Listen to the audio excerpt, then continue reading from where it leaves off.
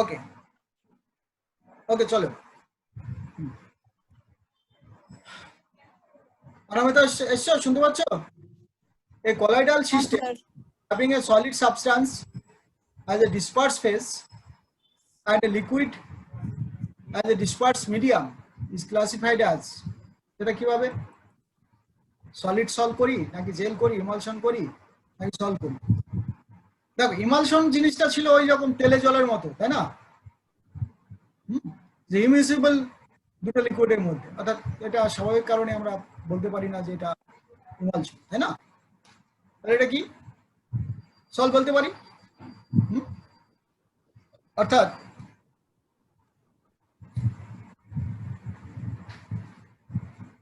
হ্যাঁ তাহলে দেখো এটা অ্যাকচুয়ালি কি যে liquid solid equal to sol that solid is dispersed phase and liquid is dispersed medium তাই তো এটাকে আমরা সল বলি ডেফিনেশনটা সলের ডেফিনেশন ছিল কি যে solid plus liquid equal to sol তাই তো এটা মাথায় না থাকলে আবার ঢুকি নাও solid plus liquid equal to sol এবারে দেখো পরের কোশ্চেন আমরা কি করছি the value of colligative properties of colloidal solution are of small order in comparison to those shown by true solution of same concentration because of colloidal particles dash কি বলছি the values of colligative property তো আমাদের depend করতো কার উপরে number of solid পার্টিকেলের উপরে তাই তো Nitish Yes, sir. তাহলে আমরা এখন কি বলছি the values of colligative properties of colloidal solution are of small order in those shown by the true solution of same concentration because of colloidal particles কি এটা কিসের জন্য দেখো enormous surface area নাকি remain suspended in the dispersion medium না form colloids are comparatively less in number কোনটা এটা বলো সাসপেন্স কন্ডিশনে থাকে the values of colligative properties of colloidal solution are of small order এটা আমরা কেন বলছি দেখো সেটাকে কিসের জন্য বলছি দেখো আমরা বললাম যে এটা আর কম্পারেটিভলি লেস ইন নাম্বার কারণ এগ্রিগেট করবে তো বুঝলে এটা তো এগ্রিগেট করছে এরকম করে তাহলে কয়েকটা পার্টিকেল মিলে তো একটা পার্টিকেল হয়ে গেল যখন কলাইড ফর্ম করবে তখন কি হয় এগ্রিগেশন হয় তো স্মল পার্টিকেল গুলো ট্রু সলিউশন যেটা ছিল কলাইড পার্টিকেলে আসলে সেই সাইজটা বড় হলো তার মানে ট্রু সলিউশন থেকে কি হবে অ্যাকচুয়ালি লেস নাম্বার থাকবে কারণ ট্রু সলিউশন ধরো আমাদের 10টা পার্টিকেল আছে হ্যাঁ ধরো 10টা পার্টিকেল আছে এই যে ধরলাম সিলভার আয়োডাইড তাহলে একটা সিলভার একটা আয়োডিন কিন্তু এটাকেই আমাকে এগ্রিগেট করছে আই মাইনাস অথবা এজি প্লাস এটা যেমন এজি প্লাস আসতেই পারে ঠিক আছে তাহলে এটা পজিটিভ আবার যদি এটা আই মাইনাস আসতো এখানে এটা যদি আই মাইনাস আসে আই মাইনাস তাহলে নেগেটিভ কলাইড তাই তো তার মানে এটা এগ্রিগেট করে গেল তার মানে নাম্বার অফ পার্টিকেল ডিক্রিজ করলো মনে থাকবে বুঝেছো অনামিতা সিজিএ হ্যাঁ স্যার Yes, sir. হ্যাঁ স্যার এত বড় একখানে লিখে রেখেছি আর কি একই জিনিস যা বললাম তাই লিখেছি এবারে arrange the following in correct sequence of steps involved in the mechanism of catalysis in accordance with modern theory দেখো কি কি দিয়েছে এতে এরকম অপশন অপশন অপশন এরকম করে আমরা দিয়েছি আর মলিকিউলগুলোকে আমরা এক জায়গায় মানে এটাকে বলা হয় নেটওয়ার্ক ওকে সলিড বা জায়েন্ট সলিড ঠিক আছে নেটওয়ার্ক সলিড বা জায়েন্ট সলিড বা জায়েন্ট কোভ্যালেন্ট বন্ড এরকম আমরা বলি হুম, দেখো এরকম সব জিনিসপত্র দিয়েছি, শুধু দেখে নিলে। হ্যাঁ, যেরকম কোথাও এই এবি এবি এবি সেপারেট আছে, এবি দেখো ইলেকট্রন দিচ্ছে, এরকম কন্ডিশন আছে। আমরা ফার্স্টে দেখছি, দেখো arrange the following diagram in correct sequence of steps involved in the mechanism of catalysis in accordance with modern absorption theory. আমরা অলরেডি কিন্তু দেখিয়েছি যে এরকম করে থাকে সারফেসটা, হাইড্রোজেন দিয়ে আমি বারবার দেখিয়েছিলাম এরকম। তাহলে এই বন্ড আস্তে আস্তে এখানে আসবে, এই বন্ডটা আস্তে আস্তে এখানে আসবে, মানে এইভাবে অ্যাডজর্পশন হয়। বোঝা গেছে? ক্লিয়ার তো? তাহলে এইটাকে এবার দেখে, এবার এটাকে দেখে নাও কোনটা ডাইরেক্ট এরকম এ আলাদা করে বি আলাদা করে এলো, এ বি এরকম ডাইরেক্টলি বন্ড হয়ে গেল, এ অ্যান্ড বি এরকম বন্ড হয়ে গেল, এরকম হলো, এরকম হলো, মানে কোনটা অ্যাপ্রোপ্রিয়েট হবে, মানে কোনটার থেকে কোনটা বেটার হবে সেটা তোমাকে আমরা জানতে চেয়েছি। দেখো আমরা অলরেডি এখানে আনসারটা দিয়েছি, কিন্তু তার আগে তুমি আগে বুঝে নাও ব্যাপারটা, যে C D E, A C B D E এরকম দিয়েছি। দেখো এ এরকম, অর্থাৎ এখান থেকেও আমাদের এদিকে আসবে সারফেসের উপরে, এই যে আমরা বললাম যে এই যে এই যে এখান থেকে ডট ডট, এখান থেকে ডট, ঠিক আছে? তাহলে এখান থেকেও ইলেকট্রন আসবে, এখান থেকে ইলেকট্রন আসবে, এই বন্ডটা ভেঙে গিয়ে মানে এই বন্ডটা এদিকে কিছুটা যাবে, এদিকে কিছুটা যাবে, তাই তো? এটা একটা হবে। তারপর দেখো সিটে কি দিয়েছি, এরকম ডাইরেক্ট বন্ড, আর এইটা হলো তার থেকে একটু কম। কেন এটা কম? কারণ এইখানে পুরো বন্ডটাকে আমরা রেখে দিয়েছি, কারণ এবার পুরোপুরি বন্ড তো হতে পারে না। কি হতে পারে না? এটা যদি সারফেস হয়, এখানে হাইড্রোজেন ধরো, এখানে হাইড্রোজেন, তাহলে আমি এই বন্ডটাকে না ভেঙে পুরোপুরি এখানে বন্ড করে দিলাম, এখানে বন্ড করে দিলাম, এরকম হাইড্রোজেন তো আর ওভাবে বন্ড এতগুলো বন্ড করবে না, তাই না? এটা তো ঠিক, ওটাই বলছি আর কিছু না। বোঝা গেছে? তারপরে এটা প্লাস মাইনাস করে আমরা যখন প্লাস করলাম যে এটা হ্যাঁ এটা প্লাস, এটা আসবে আস্তে আস্তে, ঠিক আছে? এই কারণে আমরা কি দিয়েছি, যে এরকম সবচেয়ে লিস্ট যেটা দেখাতে পারি এটা, অর্থাৎ কারেক্ট অর্ডারটাকে আমরা লিখছি। দেখো the sequence of steps involve in the catalysis, মানে ফার্স্টে আমাদের দেখবো এ ওইভাবে আসবে, একদম লাস্টে আবার ক্যাটালিস্টটা সেপারেট হয়ে যাবে, তাই তো? তো লাস্টে কি হবে, একদম এটা বের হয়ে গেছে। ফার্স্টে এরকম করে এলো, তারপরে ওরা এরকম করে বন্ড করলো, ঠিক আছে? তারপরে এরা আবার নিজেদের মধ্যে সেপারেট হওয়ার চেষ্টা করবে, তারপরে ও পুরোপুরি আস্তে আস্তে অনেকটাই বেরিয়ে গেছে, এটা পুরোটাই বেরিয়ে গেছে। বুঝা যাচ্ছে? এভাবে একটা সিকোয়েন্স নিতে পারি আমরা। ক্লিয়ার? না বুঝলে না? Yes, sir. হ্যাঁ স্যার। না বুঝলে বলবে, আমি বেশি চেঁচাতে পারছি না, বুঝলে?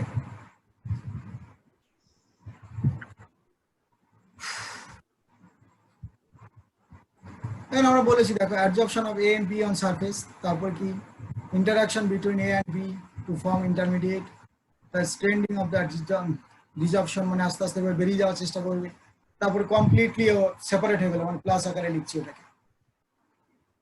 এবারে আমরা কি করছি দেখো, কোশ্চেনটা কি হলো, which of the following process is responsible for the formation of delta at a place what rivers meet the sea. এটা তোমরা ডেল্টা ফরমেশনটা এর আগে কিন্তু তোমরা এক্সামে লিখেছিলে, আমি সেটা দেখেছিলাম, সবাই ঠিক লিখেছিলে, তাই না? Srijit, Srijit, Yes, sir. হ্যাঁ, তাহলে কি বলবে, এটা কি বলবে? কোগুলেট করে যায় বলে, তাই তো? Yes, sir. Coagulation. হ্যাঁ, কোগুলেশন হয়ে যায়, তাই জন্য ওখানে গিয়ে প্রেসিপিটেট করবে আর ডেল্টা ফর্ম হবে, এটাই। এটা আমরা 3 নম্বর অপশনে দিয়েছি এটা। অর্থাৎ ডেল্টা ফর্মেশনের যে ব্যাপারটা, অর্থাৎ river water is a colloidal solution of clay, sea water contains a number of electrolysis বা ইলেকট্রোলাইটস, ঠিক আছে? when river water meets the sea water, the electrolyte ওটাকে কি করবে, হ্যাঁ Coagulate করে দেবে। কোগুলেট করে দেবে। electrolyte present in the seawater coagulate the colloidal solution, resulting in its deposition with the formation of delta. ঠিক আছে? এই ধরনের অ্যাডজর্পশন আইসোথার্ম দেখেছিলেন? দেখেছেন তো? এবার কোনটা ফ্রেন্ডলিস অ্যাডজর্পশন আইসোথার্ম সেটা তোমাদের বলতে হবে, তাই তো? এখানে আবার ফ্রেন্ডলিসটাকে আমরা লগ নিয়েও করেছিলাম, অবশ্যই এখানে লগ নিয়ে নিয়েছি, এখানে লগ নিয়ে নিয়েছি। লগ নিলে তো এরকম বেঁকে চলে যাচ্ছিল না, স্ট্রেট লাইন হয়েছিল নাকি? হ্যাঁ, বোঝা গেছে?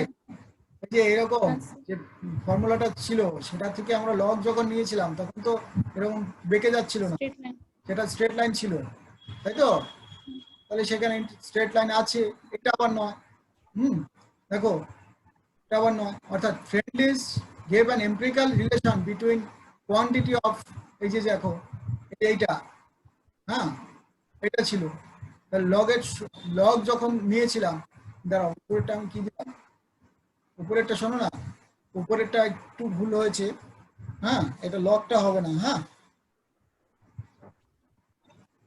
বুঝলে?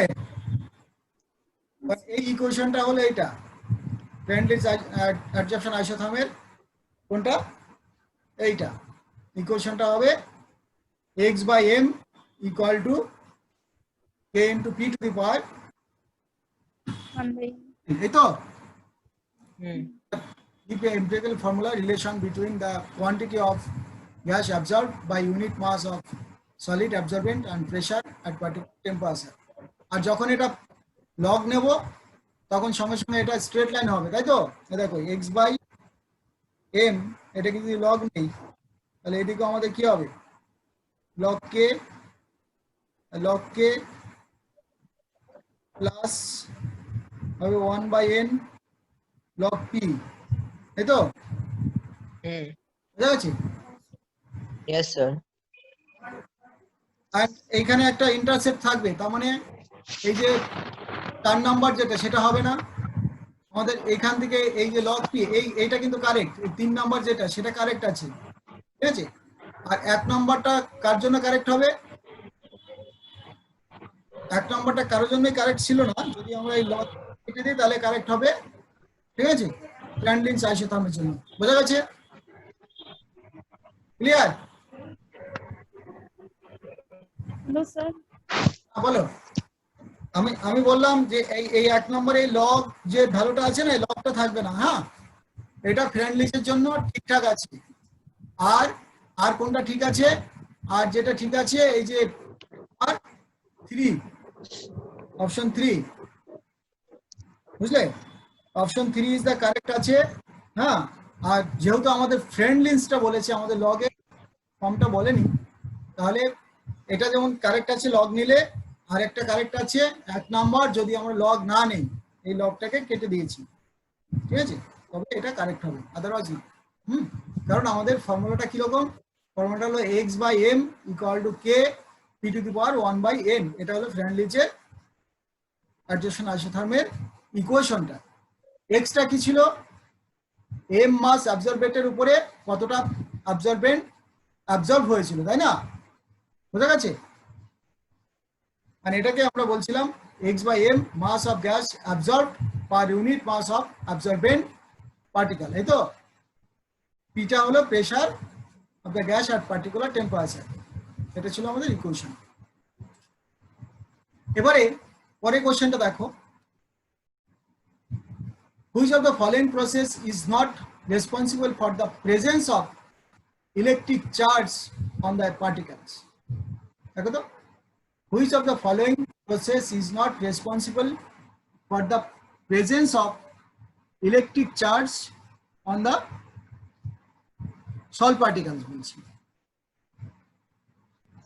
তাই তো?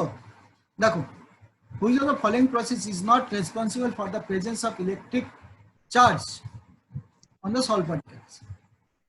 কি কি আমাদের দিয়েছি, ইলেকট্রন ক্যাপচার বলছে একটা জিনিস, ইলেকট্রন ক্যাপচার সল্ট পার্টিকেলে ইলেকট্রন ক্যাপচারের ব্যাপারটা তো থাকে না, সেখানে শুধু চার্জ অটোমেটিক্যালি আছে, নতুন করে ইলেকট্রন ক্যাপচার হয়ে এটা হয় না, তাই না? কারণ এখানে ডিফারেন্ট ইলেকট্রোলাইট আছে, পজিটিভ পার্ট নেগেটিভ পার্ট আছে, তাদের এগ্রিগেশন হয় অথবা বড় পার্টিকেলগুলোকে সেপারেট হয়ে কলাইডে যায়, তাই তো? তাহলে ইলেকট্রন ক্যাপচারের ব্যাপারটা নেই। তারপরে বলছি আমরা যে adsorption of ionic species from solution. Ionic species from solution, যদি সলিউশন থেকে যদি আমাদের দেখো কোনটা not responsible for presence of electric charge, এটাও আমাদের দায়ী নয়। দায়ী কোনটা? Adsorption of ionic species from solution. Adsorption of ionic species from solution, এটা যেমন আমাদের 2তেও আমরা দিয়েছি, 4ও দিয়েছি। হ্যাঁ, তো একই জিনিস দুবার দেওয়া হয়ে গেছে। অর্থাৎ এই যে এগ্রিগেশনটা, এটা মানে আমাদের কোনটা দায়ী নয়, অ্যাকচুয়ালি রেসপন্সিবল নয়। এখানে চার্জ ক্যাপচার করার ব্যাপারটা যেটা যেটা আমাদের সলিউশন থেকে কি আমাদের আয়নিক স্পেসিস যেটা সেটা কি হয়? আমাদের বলেছে which of the following process is not responsible for the presence of electric charge on the sol particle. Sol পার্টিকেলে চার্জ থাকার জন্য কোনটা রেসপন্সিবল নয়? Adsorption of ionic species from solution. Solution থেকে যদি Sir, what is the Helmholtz electrical double layer? এটা একটা ব্যাপার, এটা বলতে দেখো জিনিসটা হলো এরকম। ধরো একটা সলিড, হ্যাঁ, এটা যদি একটা সলিড হয়, হ্যাঁ, যে কোনো সলিড, ঠিক আছে, আমাদের হাত পা যা খুশি আমরা জলে ডুবালে কি হয় জানো? জলে ডুবালে আমাদেরকে ভেজায়, এই তো, ওয়েট করে দেয়, তাই তো? অর্থাৎ এইখানে ওয়াটার পার্টিকেল গুলো এরকম করে আস্তে আস্তে আস্তে আস্তে লেয়ারে যুক্ত হয়। এটা যে কোনো সলিডের ক্ষেত্রে এটা ঠিক, যে কোনো সলিড ডুবাও, ঠিক আছে। এবারে অবশ্যই হাইড্রোফোবিক নয়, হাইড্রোফিলিক গুলো কি হবে? তাহলে ওয়াটারের গুলো এইটা এই এই এই পর পর পর পর যুক্ত হতে থাকবে, বুঝলে? ফার্স্টে এসে দেখো আমরা ওয়াটার, ভালো করে বোঝো এটা, ওয়াটার এর মধ্যে যখন হাত ঢুকাই তখন হাতের সঙ্গে আমরা হাতটাকে তুলে নেওয়ার পরে পরে আমরা কি দেখতে পাই? কিছু ওয়াটার আমাদের হাতের সঙ্গে লেগে থাকে, তাই তো? সব ওয়াটার তো উঠে আসে না, না। তাহলে কিছু ওয়াটার আমাদের হাতের সঙ্গে উঠে আসে কেন? তার কারণটা হলো আমাদের হাত যেটা, এটাও একটা আমাদের কি বলতে পারি একটা সারফেস। এই সারফেসটা জলে যখন ডুবিয়েছি একটা লেয়ার তৈরি হয়েছে, জলের সঙ্গে আমাদের হাতের একটা ডাবল লেয়ার তৈরি হয়েছে। এই যে একটা লেয়ার আমরা দেখাচ্ছি, দেখো এই লেয়ারটা মানে হলো এটা আমাদের হাত, হ্যান্ড, ঠিক আছে, এটা হলো ওয়াটারের লেয়ার। এই লেয়ারটা আস্তে আস্তে যত ডিস্টেন্সে গেছে এই লেয়ারটার পোটেনশিয়াল কমে গেছে, বুঝলে? আর এইখানকার পোটেনশিয়ালটা অনেকটা হাই হয়ে গেছে, বুঝলে কিরকম ব্যাপারটা? ব্যাপারটা এরকম, আমাদের হ্যান্ড ফার্স্টে ওয়াটার এসে এরকম একটা লেয়ার তৈরি করলো, তারপরে তার উপরে ওয়াটার আরেকটু লেয়ার তৈরি করলো, কারণ ওয়াটারের সঙ্গে একটা হাইড্রোজেন বন্ড হয়ে, কিন্তু তারপরে ওয়াটার গুলো আর এলোমেলো হয়ে থাকলো, তার মধ্যে আর অ্যারেঞ্জমেন্ট নেই, বুঝেছো? পরের গুলো কি হয়ে গেল? আর অ্যারেঞ্জমেন্টের মধ্যে থাকছে না, বুঝে গেছে? এটা ক্লিয়ার? এগুলো অ্যারেঞ্জমেন্ট ছাড়া, ক্লিয়ার? কিন্তু এইখানে হলো অ্যারেঞ্জড হয়ে গেল, এখানে দুটো তিনটে লেয়ার অ্যারেঞ্জড হয়ে যায়, বোঝা গেছে? সেই লেয়ারটাকে বলি ডাবল লেয়ার, ইজ ইট ওকে? এই লেয়ারটাকে আমরা কি বলি? এখানকার লেয়ারটাকে যেটা একদম সলিডের সঙ্গে যুক্ত হয়ে আছে এটাকে ডাবল লেয়ার। তারপরে এগুলো হলো ডিফিউজ লেয়ার, এই লেয়ার গুলো কিরকম ডিফিউজ হয়ে গেছে, ওইগুলো অতটা অ্যাট্রাকশন নেই ওই সারফেসটার সঙ্গে, বোঝা গেছে? তাহলে এই লেয়ারটার অনেকটা হাই এবং ওটার অ্যাট্রাকশন পাওয়ারও হাই, সেই কারণে দেখো আমরা যদি হাতটাকে তুলে নেই ওই লেয়ারটা আমাদের হাতের সঙ্গে উঠে আসবে, কিন্তু ডিফিউজ লেয়ারটা আমাদের হাতের সঙ্গে উঠে আসবে না। মানে পুরো জলটা কি আমাদের উঠে আসে কি কোনো একটা আঠালো আঠালো জিনিসের মধ্যে হাত দিলে যতটা উঠে আসে আমাদের ওয়াটারের মধ্যে তত উঠে আসে না। অর্থাৎ ব্যাপারটা ওই রকম যে যতটা ডাবল লেয়ার তৈরি করবে, একটা লেয়ার একদম ফিক্স লেয়ার, ফার্স্টেরটা হলো আমাদের ফিক্স লেয়ার, যখন এটার সঙ্গে যুক্ত হলে এটাকে বলা হয় ফিক্স লেয়ার, তারপরেরটা হলো ডাবল লেয়ার, তারপরে হলো ডিফিউজ লেয়ার। ঠিক আছে? Is it okay? Yes, sir. যে Yes, sir. সলিড সারফেস যখন আমরা কোনো একটা লিকুইড সারফেসের মধ্যে লিকুইডের মধ্যে ইমার্জ করাবো, সঙ্গে সঙ্গে তার সঙ্গে একটা কি তৈরি হবে, ফার্স্টে একটা ফিক্স লেয়ার, তারপরে ডাবল লেয়ার, তারপরে ডিফিউজ লেয়ার তৈরি হয়। ঠিক আছে? অ্যান্ড ফিক্স লেয়ার এবং ডাবল লেয়ার সেটা আমাদের কি হতে পারে, ওটা লেগে থাকতে পারে, অর্থাৎ ওটা এনার্জিটা বেশি, পোটেনশিয়ালটা বেশি। ঠিক আছে? ক্লিয়ার? সেটাকেই এই যতদূর পর্যন্ত অ্যাকচুয়ালি সারফেসটার যতদূর পর্যন্ত, অর্থাৎ যতটা ডিস্টেন্স পর্যন্ত ওর অ্যাট্রাকশন ফোর্সটা হাই থাকে ততদূর পর্যন্ত আমরা বলি এটাকে যে তোমার সরি একটা পোটেনশিয়ালের নাম দেই আমরা, তোমরা আরে মনে আসছে না কেন, এটার পোটেনশিয়ালের নাম দেই। ঠিক আছে? এই পোটেনশিয়ালটার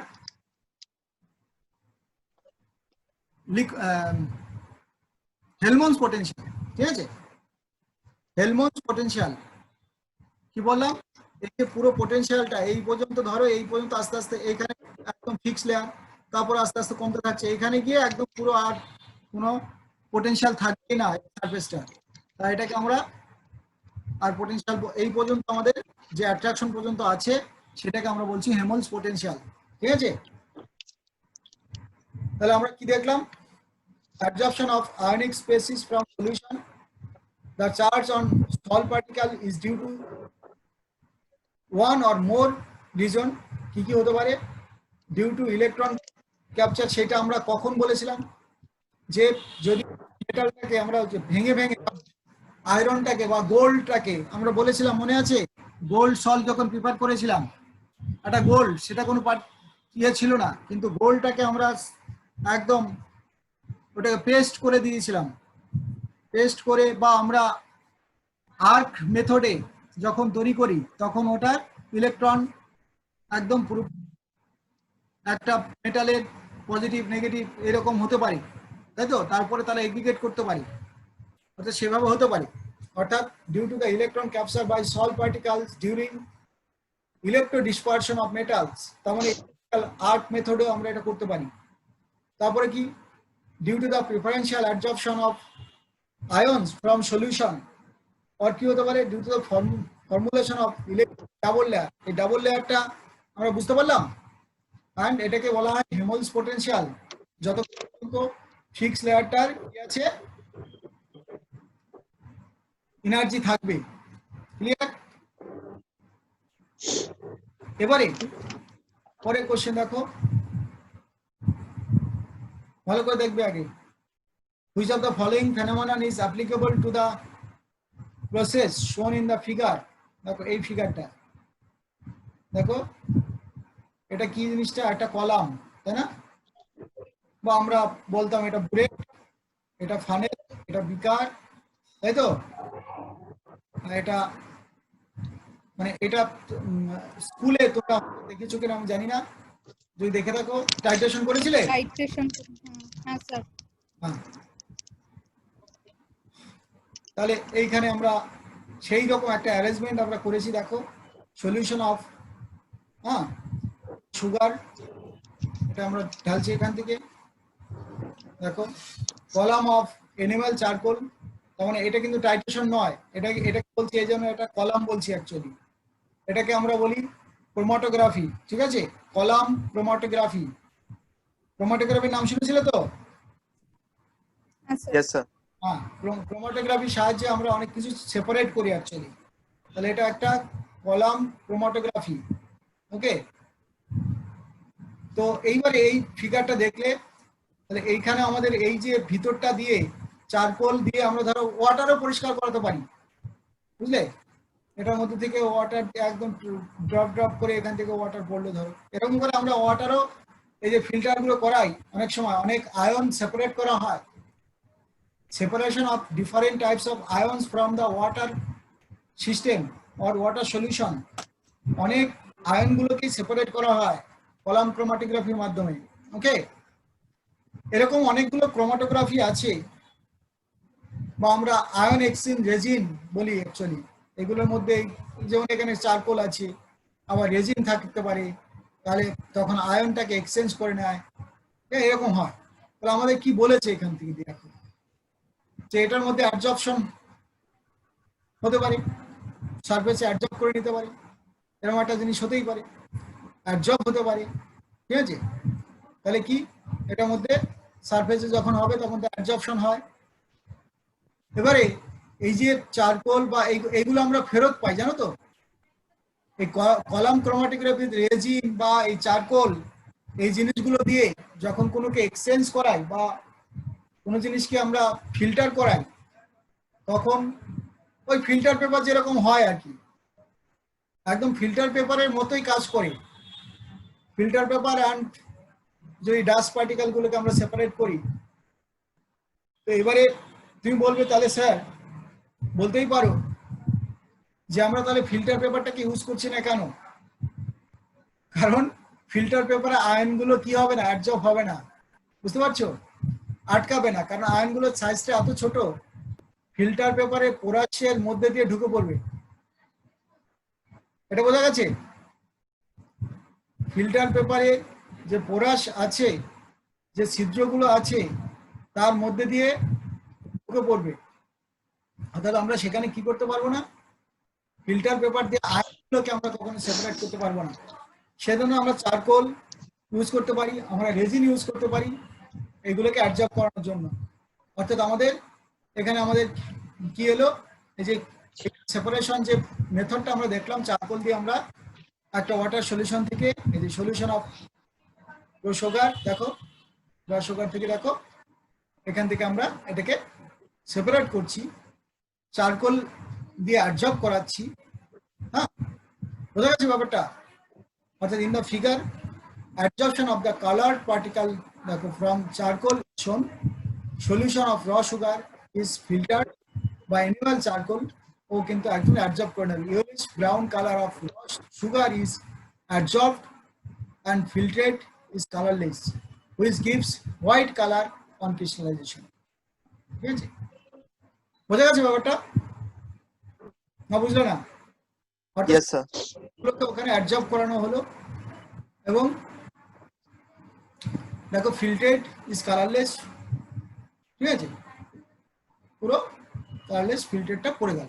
ঠিক আছে, তাহলে এই পর্যন্ত আমাদের শুধু অ্যাডজর্পশনের যে ব্যাপারগুলো সেইগুলো আমরা দেখলাম। ঠিক আছে, এগুলো করে আমরা পুরো অ্যাডজর্পশনের এখান থেকে বেশ কিছু কোশ্চেন আনসার করলাম। এইটা যে জিনিসগুলো হবে তোমরা পড়বে তো অবশ্যই, কিন্তু আগের দিনের হোমওয়ার্ক গুলো কেন আমাকে দাওনি বলো তো কি একটু? সেটা স্যার মানডের মধ্যে দিয়ে দেবো আমি তোমাকে। এর মধ্যে দিয়ে দেবে? হ্যাঁ, আমার হাফ হয়ে গেছে, বাকিটা একটু বাকি আছে। Homework Yes, sir. দেবে আমাকে, ঠিক আছে? শোনো, আজকেও কিছু হোমওয়ার্ক পাঠাচ্ছি।